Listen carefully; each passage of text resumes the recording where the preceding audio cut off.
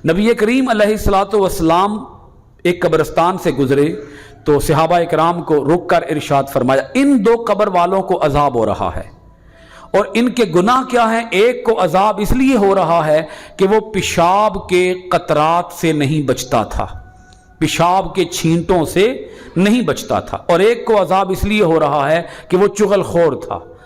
आका अलैहिस्सलातु वस्सलाम ने इरशाद फरमाया, जाओ एक खजूर की टहनी तोड़ के ले आओ। सहाबी ले आए खजूर की टहनी। आका अलैहिस्सलातु वस्सलाम ने उसके दो टुकड़े किए, एक टुकड़ा एक कब्र पे रखा, दूसरा टुकड़ा दूसरी कब्र पे रखा, और साथ इरशाद फरमा दिया, जब तक ये टुकड़े खजूर की टहनी तर रहेगी अल्लाह की तस्बीह बयान करती रहेगी, और इस तस्बीह की वजह से अल्लाह इन कब्र वालों से अजाब को उठा लेगा। अब यहाँ कुछ बातें बड़ी ख़ास समझने वाली है। पहली बात यहाँ ये समझ लें जो मेरे मौजू के मुताल्लिक है कि अगर टहनी तर रहे तो वो अल्लाह का जिक्र करती है, खुश्क हो जाए तो वो अल्लाह का जिक्र नहीं करती।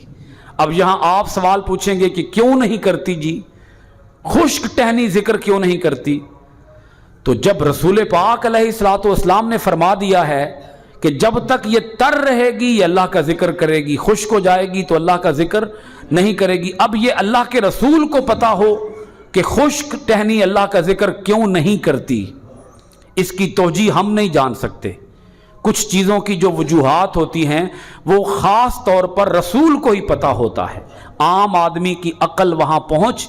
अल्लाह पाक ने भी इसीलिए आयत के अंदर फरमा दिया, वलाकिन ला तफ़क़हून तस्बीहहुम, हर चीज़ तस्बीह बयान कर रही है लेकिन तुम उस तस्बीह को समझ नहीं सकते।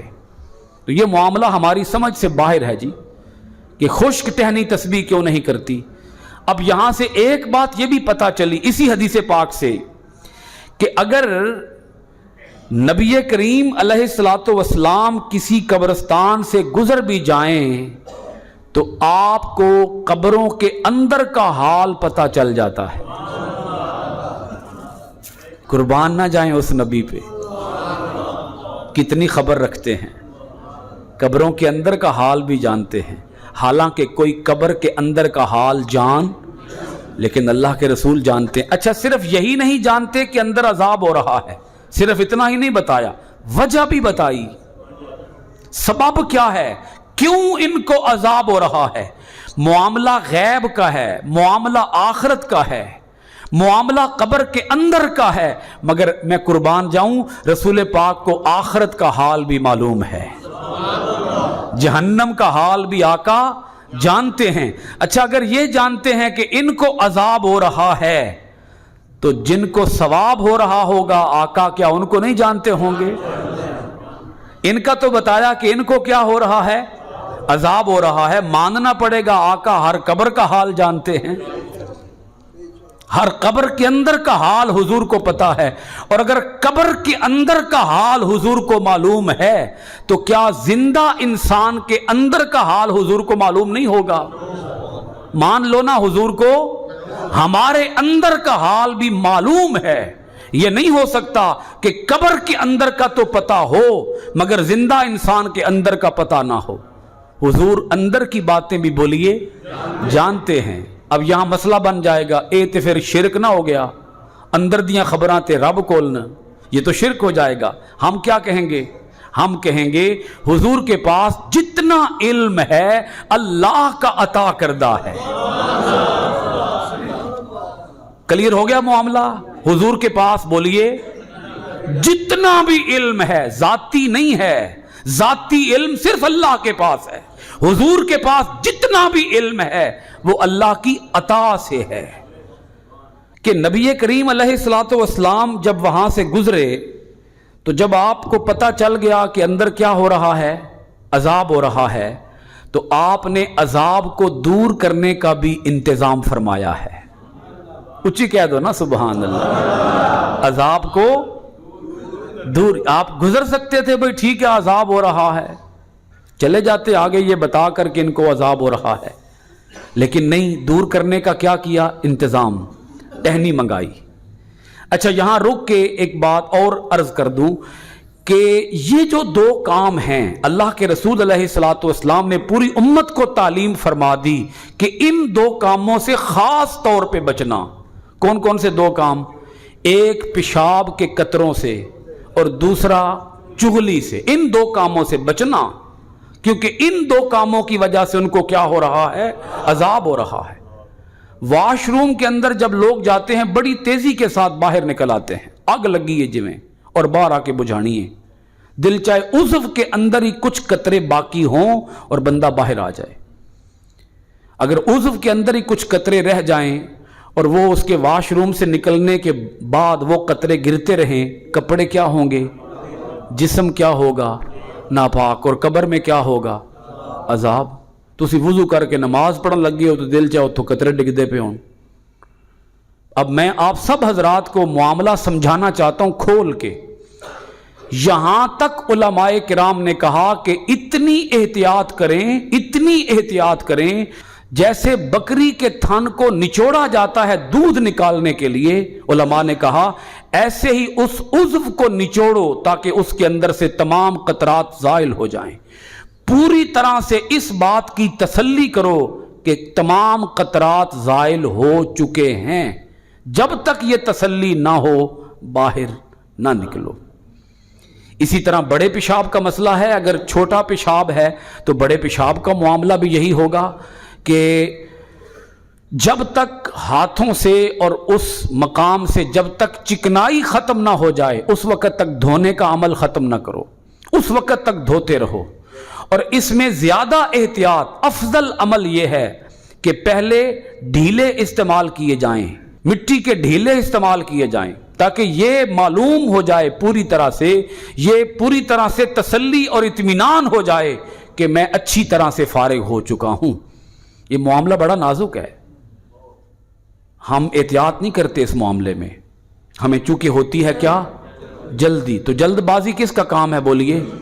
شیطان کا کام ہے. اس معاملے میں جلد بازی سے کام نہ لیں ورنہ قبر میں عذاب ہوگا. جسم ناپاک رہے گا، کپڑے ناپاک رہیں گے، نماز اللہ کے ہاں قبول ہی نہیں ہوگی. انسان وضو بھی کر لے تو اس وضو کا کیا فائدہ ہے؟ پھر کوئی وضو ہوگا وہ والا؟ بھائی جب وضو ہی نہیں ہوگا تو نماز کیسے ہوگی؟ آپ اپنی تسلی پوری طرح سے کریں. نبی کریم علیہ الصلوۃ والسلام نے یہ بھی ارشاد فرمایا کہ کچھ لوگ ایسے ہوتے ہیں جن کے ذہن کے اندر انسان یہ وسوسہ ڈالتا ہے کہ نہیں ابھی تمہارے کپڑے، ابھی پیشاب کے قطرات باقی ہیں، ابھی پیشاب کے قطرات گر رہے ہیں. شیطان کیا کرتا ہے؟ وسوسہ ڈالتا ہے. تو نبی کریم علیہ الصلوۃ والسلام نے فرمایا کہ جب تمہیں پوری طرح سے تسلی ہو جائے تو تسلی ہونے کے بعد فارغ ہو جاؤ. اب اگر شیطان وسوسے ڈالتا ہے ان وسوسوں کو چھوڑ دو، ان وسوسوں کو چھوڑ دو. بعض لوگ یہ بھی سمجھتے ہیں او جی میں تے پاک ہی نہیں ہوندا پھر میں نماز کیویں پڑھاں، لہذا وہ کہتے ہیں نماز بھی نہیں پڑھتا جی میں تے پھر پاک ہی نہیں ہوندا. چونکہ تو اللہ کے رسول نے فرمایا اگر شیطان وسوسے ڈالے تو ایسا کیا کرو اپنے کپڑوں کے اوپر جو اس مقام پر کپڑے آنے ہیں وہاں پانی کا چھینٹا مار دیا کرو. جی کیا کیا کرو؟ پانی. اگر وہ وسوسہ ڈالے بھی یہ دیکھو تمہارے کپڑے تر ہو گئے ہیں تو اس کا مطلب وہ پیشاب کے قطرے ہیں، تو چھینٹا ڈال دو تاکہ تم اپنے آپ کو بعد میں سمجھا سکو یہ تو چھینٹا میں نے خود ڈالا تھا. یہاں تک ارشاد فرمایا ہے. اب اس معاملے میں ایک اہم بات یہ بھی آپ کی خدمت میں رکھنا چاہوں گا کہ آقا علیہ الصلوۃ والسلام جب گزرے تو فرمایا یہ ٹہنی جب تک تر رہے گی یہ اللہ کی تسبیح کرتی رہے گی.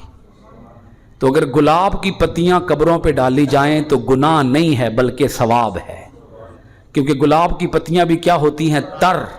وہ تر ہوں گی تو کیا کریں گی؟ بولیے اللہ کا ذکر کریں گی. ہمارے ہاں قبرستان کے اوپر لپائی کر دی جاتی ہے، بھو ڈال کے نا مٹی کے اندر تو کیا کر دی جاتی ہے؟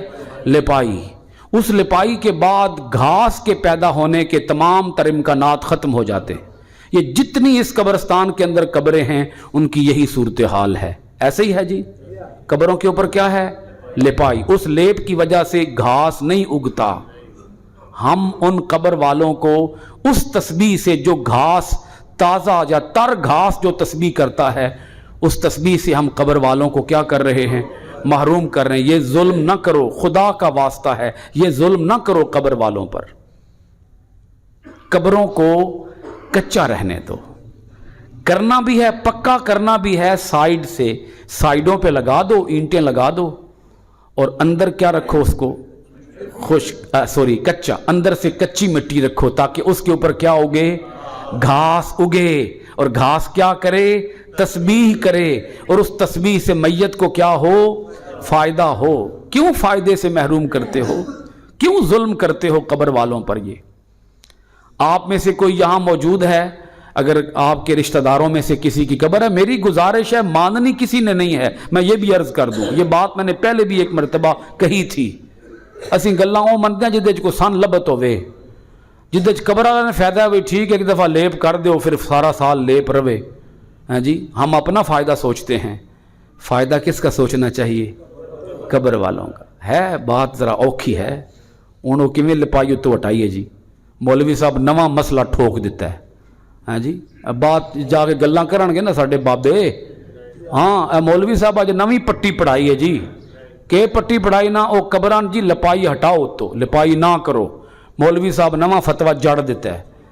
میں نے کوئی نیا مسئلہ بیان نہیں کیا، میں حدیث پاک بیان کر رہا ہوں، حدیث پاک کی روح سے آپ کی خدمت میں عرض کر رہا ہوں کہ اللہ کے رسول نے ان دونوں قبروں کے اوپر کیا کیا، بولیے، ٹہنی رکھی، ٹہنی، یا تو پھر روز جا کے ٹہنیاں رکھیا کرو جو لیپ کرنے ہی تھے، کر لو، لیپ کرنا بھی منع نہیں ہے، اگر آپ لیپ ہی کرنا چاہتے ہیں تو پھر ہر روز جا کر کیا کریں، کھجور کی ٹہنی رکھایا کریں پھر روز، تاکہ وہ ٹہنی کیا کرتی رہے، اللہ کی تسبیح کرتی رہے۔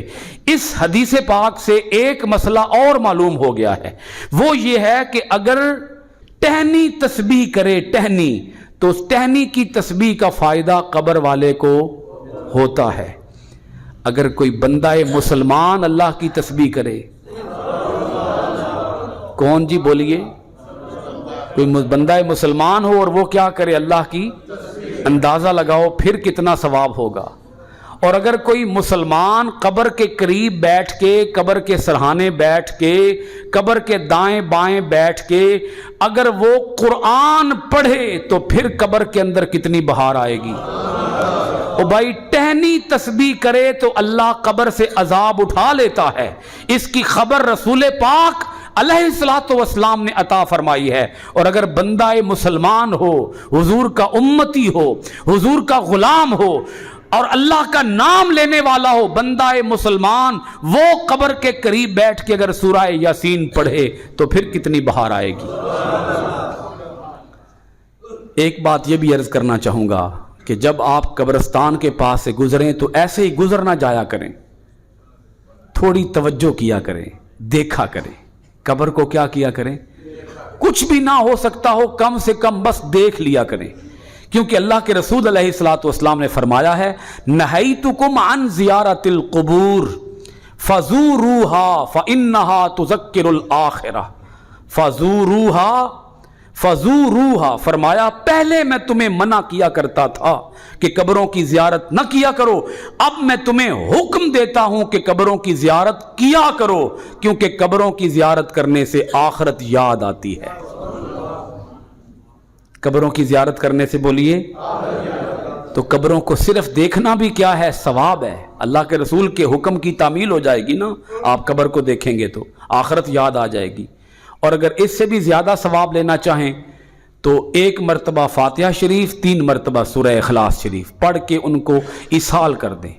اور ایک معاملہ یہاں یہ بڑا سمجھنے والا ہے، جب ہم کسی کو ثواب پہنچائیں تو ثواب پہنچانے میں کنجوسی سے کام نہ لیں، یہ نہ کہیں میرے ابا جی نے ثواب پہنچے یا میری امی جی نے ثواب پہنچے، آپ نے یہ کہہ کر ثواب کو محدود کر دیا ہے، تھوڑا کر دیا ہے۔ جب آپ سارے قبرستان والوں کو ثواب پہنچائیں گے نا تو اللہ اس ثواب کے ٹوٹے نہیں کرے گا، کو نہیں سمجھ آئی؟ اللہ اس ثواب کے ٹکڑے حصے نہیں کرے گا کہ مثلاً 100 روپے دا ثواب ہے تو اللہ 1-1 روپیہ سارے ونڈے گا یا 54 سارے دے گا، نہیں، اللہ ثواب کے ٹکڑے نہیں کرتا۔ آپ نے جتنا ثواب پہنچایا ہے پورے کا پورا ثواب ہر ایک کو ملے گا، اور جب ہر ایک کو ملے گا جتنوں کو پہنچے گا اتنوں کا لوٹ کے ثواب پھر آپ کے پاس آئے گا۔ تو کنجوسی کرنی چاہیے؟ بولیے نا، کنجوسی نہ کریں، دل کھلا کریں اپنا. اور میں آپ کو لفظ بتا دوں کیا بولا کریں، کیا نیت کیا کریں. آپ نیت کیا کریں کائنات کے پہلے مسلمان سے لے کر قیامت تک آنے والے آخری مسلمان کو میں ثواب پہنچاتا ہوں. کلیہ ٹھیک ہے؟ جتنے آ چکے اور جتنے آئیں گے. یہ بھی حدیث پاک ہے، نبی کریم علیہ الصلوۃ والسلام یہی کہا کرتے تھے. آپ قربانی کے جانور 2 ذبح کرتے، ایک ذبح کر کے فرماتے میری طرف سے، اے اللہ میری طرف سے قبول فرما. دوسرا ذبح کر کے عرض کرتے مولا میری ساری اس امت کی طرف سے جو قیامت تک آئے گی، یہ ان کی طرف سے قبول فرما لے. قیامت تک کبھی آئے نہیں، حضور ثواب پہلے پہنچا گئے ہیں. جی حضور بولیے ثواب پہلے پہنچا گئے. تو آپ اگلوں کو بھی پچھلوں کو بھی ساروں کو ثواب میں شامل کرو، تاکہ جب لوٹ کر ثواب آپ کے پاس آئے وہ تھوڑا نہ آئے، زیادہ آئے. اللہ تعالی ہم سب کو عمل کی توفیق عطا فرمائے. وما علینا الا البلاغ المبین.